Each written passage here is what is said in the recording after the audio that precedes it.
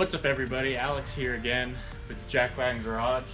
As you can see behind me, I have my Integra, my 94 GSR. Some of you probably maybe have seen this in other videos because it is my personal car. I did tell you big things were coming for it, and today is going to be the start of all of that. We're at the shop, obviously, you can tell. Basically, I'm not going turbo yet, unfortunately. Wish we were going that big.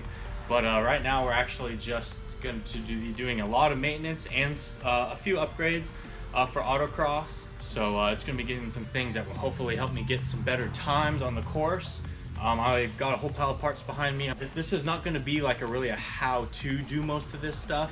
I'm alone today at the shop, don't have any help for filming or doing any of the parts.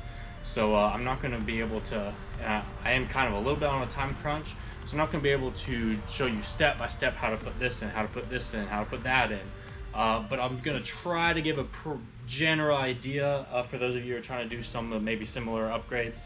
But yeah, it's not going to be any kind of step by step how to. I just don't have the time for that. This is kind of just going to be this is how my car started. I'm going to do some stuff. You'll see the end product, and I'll hopefully be getting some autocross footage, and we can see what some of these upgrades, how they help me. But right now I'm just going to show you guys a pile of parts that I've got and some of the stuff I'm going to be doing. Like I said, some of it's maintenance, some of it is actual performance stuff. So let's go ahead and get to those parts, and then we'll get into pulling the motor and transmission out of this thing. Alright, so first things first, I'll probably show you most of the just maintenance things I'm going to be doing to the car, just to freshen up the engine. I am at like 100 and close to 160,000 miles on the original engine on this car. So there's obviously some stuff getting wore out that needs replacing, and might as well do it while I have the motor and transmission out. I'm specifically like in VTEC and high RPM. It does smoke a decent amount out of the exhaust. I'm pretty sure that is because of the valve stem seals. So we're going to be doing those. I actually be doing quite a bit. I've got some new VTEC solenoid gaskets here. I have a rear main seal set, so I'll be replacing that. I'm going to try to do as many just old gaskets as I can while the motor's out, just so we don't have any leaks. I have a full headset here, head gasket, valve stem seals, cam seals, fuel injector O-rings, exhaust gaskets, intake gaskets, anything you would need if you're pulling the head off, which I am going to be doing to my motor. This is every gasket you'll need to put it all back together. I got a new front crank seal set, and that also comes with oil pump seals, which I will want to be replacing those. New time belt water pump kit. This is a time belt, a water pump, and a new tensioner. And now for some upgrades. I guess we might as well go big to start with.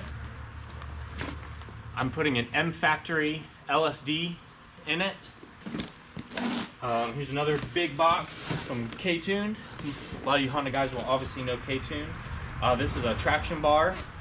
I'm hoping this will help my launches off the line doing autocross, and help with like wheel hop and whatnot, because with the sticky tires and a hard launch, trying to get off the line quickly, front wheel drive cars, you know, they just got bad wheel hop. I'm hoping the LSD will help with that. This traction bar should definitely help with that. I got a bunch of little things. I'm sending the head to the machine shop after I pull it off to get the valve stem seals replaced. At the same time, I'm also going to be upgrading to dual valve springs and titanium retainers from Skunk 2. I've got all new intake and exhaust valves also from Skunk 2.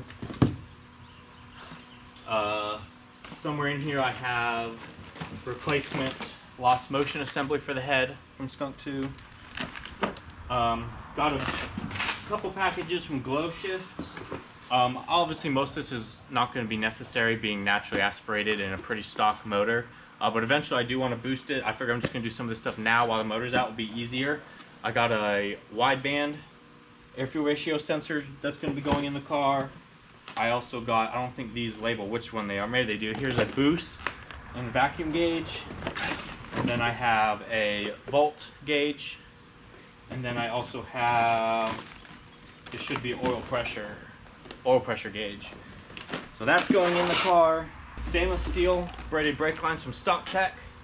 Those will be going on the car. Like I got new radiator stay brackets. I believe these are some polyurethane shifter bushings. I've had these on my last Integra I had that got wrecked. Like those are from VMS Racing. I've got some energy suspension polyurethane front sway bar end links. Also from VMS Racing, a new cam seal. This is also from Glow Shift, sandwich plate, so I can run my oil pressure sensor in it to run my oil pressure gauge.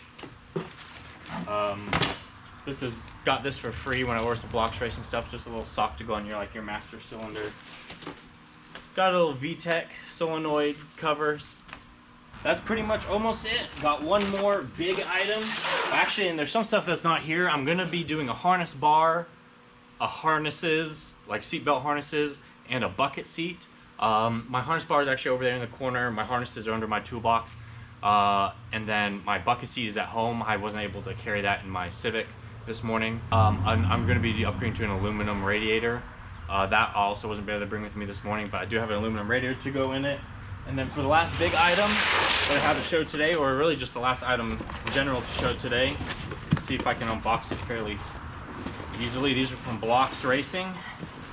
I've had these for a long time. They've just been sitting in the garage. Now is finally the day to get, well, today they won't be going on, but in this video, hopefully they'll be going on. I might make this a two-part video since there's so much to do as well. One of these upcoming videos, these will go on. But I got some 4-piston front brake calipers from Blocks Racing to go on the car. So we got some brake upgrades, we got some traction upgrades, some handling upgrades. This car should feel totally different on Autocross and hopefully pick up a few seconds. But I guess we'll have to get all these upgrades on there to find out. So I'm gonna go ahead and start on that. Okay, so one of the first things I'm gonna do to pull this motor and transmission out of here, I'm gonna pop my radiator cap off, pop my oil fill cap off,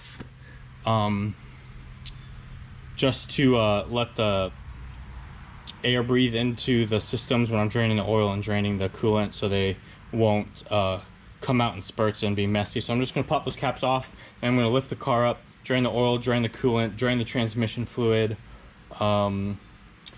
yeah, so I'll show you guys doing that real quick, and then we'll start removing like strut bar, intake, just anything unnecessary that's attached to the motor or blocking the motor from coming out. Start unhooking hoses and wires and all stuff like that. Like I said, anything attached to the chassis that's also attached to the motor needs to be removed, or anything, like I said, blocking. So my strut brace is going to be blocking me from unhooking some things, so I would take the strut brace off, take the power steering pump off, AC compressor, got to remove the exhaust, radiator hoses, just vacuum lines and wires, wiring harness, stuff like that. So like I said, I'm going to go ahead and start draining fluids, and then we'll get back to unhooking some of this stuff. Quickly, I just want to also give you guys a few tips on pulling the motor and trans out, especially one that you're going to be pulling out, doing some work on, and putting back together. You don't want to lose anything, you don't want to forget where anything goes. A couple of options you can use. I think I'm actually going to use all of these, depending on what I'm pulling and how badly I want to remember where it goes. Obviously the most organized I feel like you can be is to go and get yourself some like Ziploc bags. It's nice because you can pull bolts out of or nuts, whatever, out of a certain part. Like if I take all the bolts necessary to remove the power steering pump, I can put them in one bag, label them power steering pump, and not forget where those go, because they're going to be nice, clearly labeled, and I know nothing else is in there other than stuff necessary to bolt and unbolt the power steering pump. Another one is at least just get a bucket. We just use like their old coffee can buckets, just to throw random bolts in. I might some of the bigger stuff can go in here that I know 100% where it goes, and I don't need it to be labeled. I just need something bigger to fit some parts in. They'll probably just be thrown in there. Probably like sensors and stuff, auction sensors, stuff like that can just be thrown in there, that you know where it goes, and it doesn't need to be labeled. You just need a safe place to put it so it doesn't get lost or damaged. And then another thing is to get you a nice little organizer tray. This is kind of an in-between where I can put bolts that I know where they go, but I still want to keep them separated by what they came off of. So it's nice to have a separated tray like this for doing that. And the other necessary part is get you some caffeine in your body. Can't do none of this without some caffeine, especially when you're by yourself and you need to haul ass on pulling everything out. You might need a little pick-me-up throughout the day.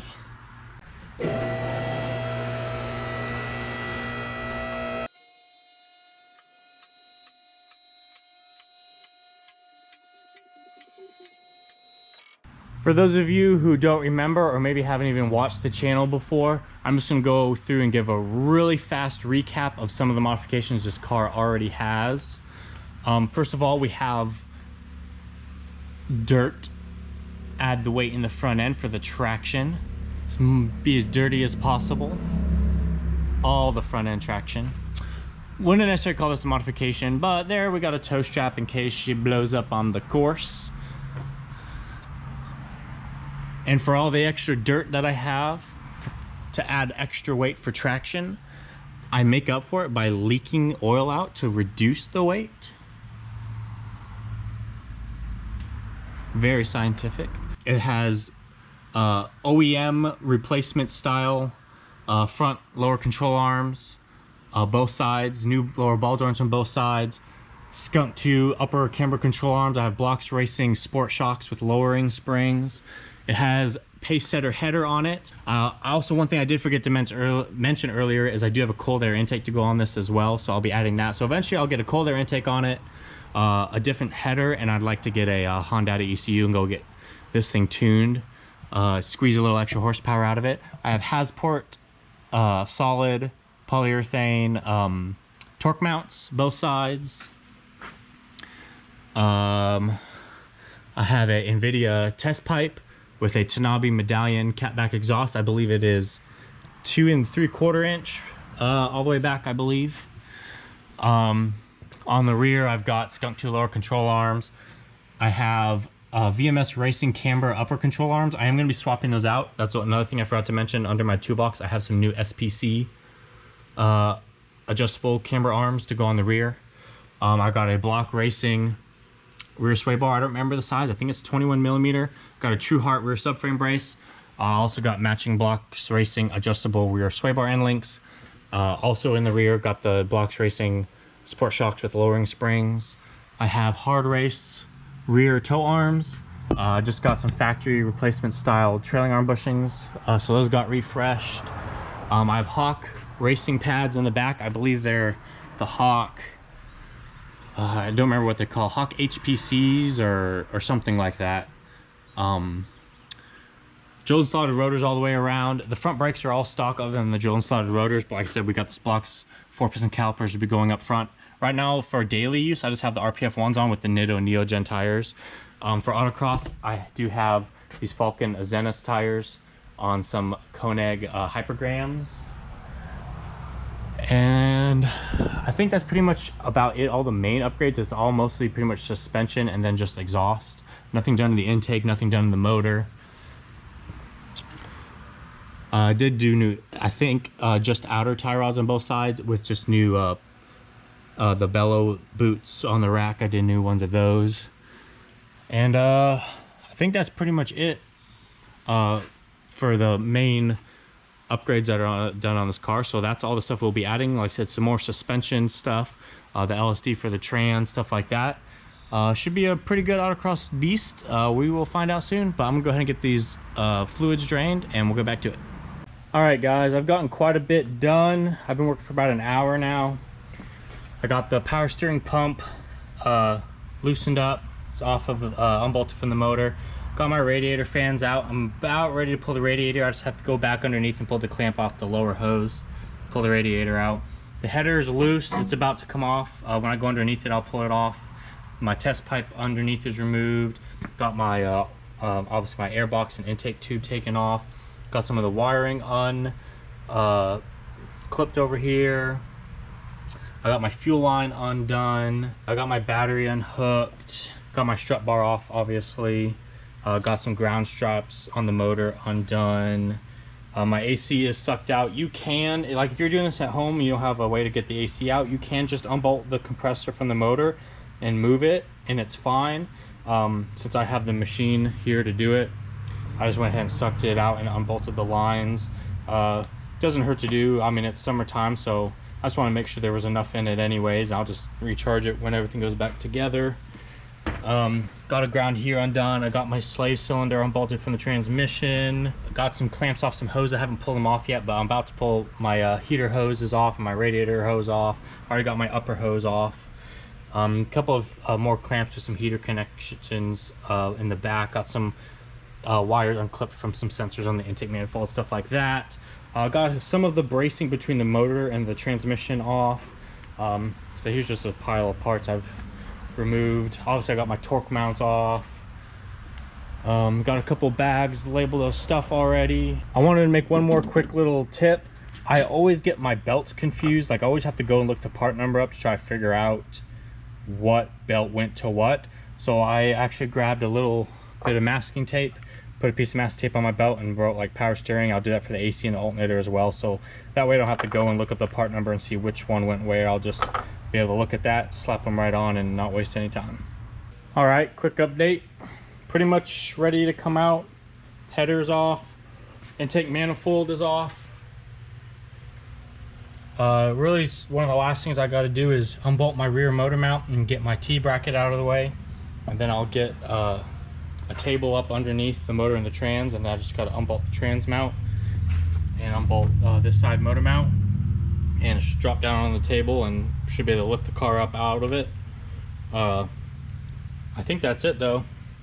Pretty sure I got everything that needs to be taken off, other than, like I said, just take that bolt out of that rear motor mount and take I believe it's 3 bolts in the T-bracket and get the T-bracket out of my way, and then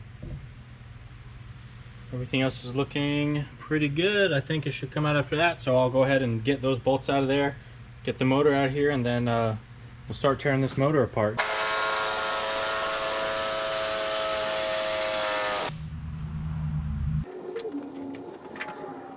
Alright guys, the engine transmission's coming out. I've got all the mounts unbolted. It is the transmission and the motor are both sat down on this table here.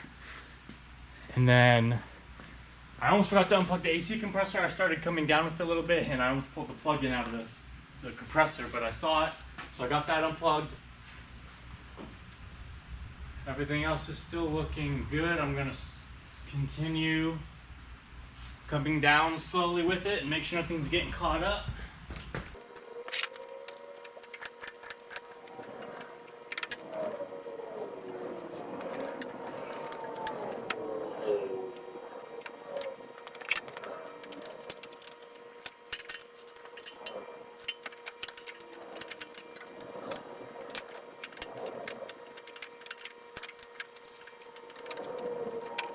Here's the rear T-bracket. Bolts to the rear motor mount here, and bolts to the, sits like this, bolts to the block through here and the block through here with 2 more bolts. And like I said, this goes to the rear motor mount. That was getting a little jammed up, so I just got it out of my way so I can get the motor and trans out.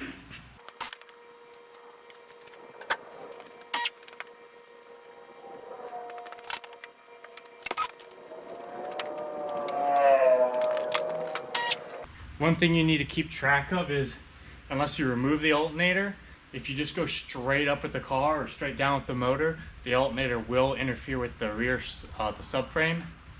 So either remove the alternator, or when you get to a certain point, you have to shift the motor forward like an inch or 2, and then come down just to clear that subframe.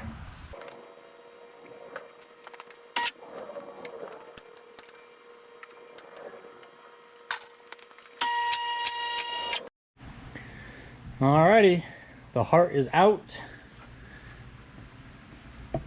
Got it down here on the table. Car's up on the lift. I'm gonna go ahead and start removing some things, getting the wiring harness disconnected from everything, get it removed from the motor.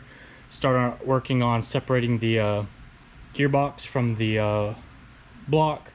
And then I'm gonna go ahead and start tearing the motor apart. I'm gonna try today to get the head removed so that tomorrow, being Monday, I can run the head down on my lunch break to the machine shop and have them start replacing all those parts in it for me, and hopefully get it back by the end of the week. So I'm gonna go ahead and start tearing some more things off of here and see how much I get done.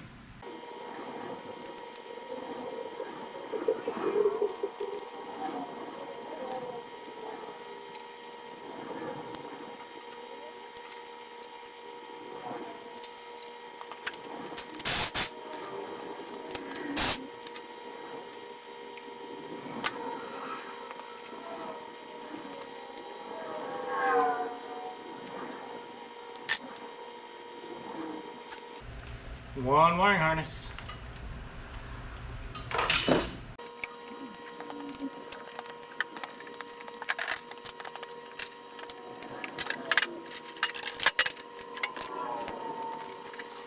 Ooh. My timing belt shouldn't be that loose. Good thing I'm doing it. Looks like it's stretched a bit and it's getting floppy.